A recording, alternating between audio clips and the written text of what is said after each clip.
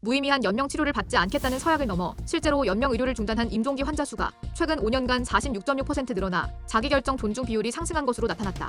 9일 국회 보건복지위원회 소속 국민의힘 김미애 의원이 보건복지부로부터 제출받은 자료에 따르면 지난해 연명의료 중단을 이행한 환자 수는 7만 720명으로 최근 5년간 46.6% 증가했다.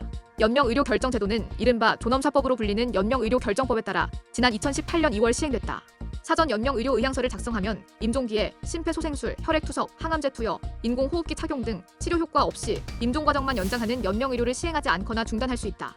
연명의료 중단 결정을 이행한 환자 수는 2019년 4만 8,238명, 2020년 5만 4,942명, 2021년 5만 7,511명, 2022년 6만 3,921명 등 꾸준히 증가하는 추세다. 환자의 연명의료를 중단하려면 우선 의사로부터 임종 과정에 있다는 판단을 받은 후 환자 또는 환자 가족으로부터 더 이상 연명의료를 원하지 않는다는 의사를 확인하는 절차를 거쳐야 한다.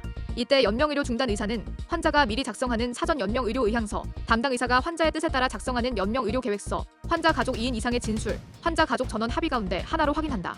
이 중에서도 사전 연명의료 의향서와 연명의료 계획서 등 환자 스스로 연명의료 중단 의사를 명확히 밝혀 이행된 자기결정 존중 비율이 2019년 35.6%에서 지난해 45.0%로 크게 높아졌다. 지난해 연명의료 중단을 이행한 7만 720명을 의사 확인 방법에 따라 분류하면 환자 가족 2인 이상의 진술서, 연명의료 계획서, 환자 가족 전원 합의, 사전 연명의료 의향서 등이었다. 김미애 의원은 임종 과정에 있는 환자가 무의미한 연명의료를 중단해 삶을 존엄하게 마무리할 수 있도록 돕는 제도가 시행되고 있지만 관련 기준과 절차를 엄격하게 준수하는 가운데 신중하게 이행돼야 할 것이라고 당부했다.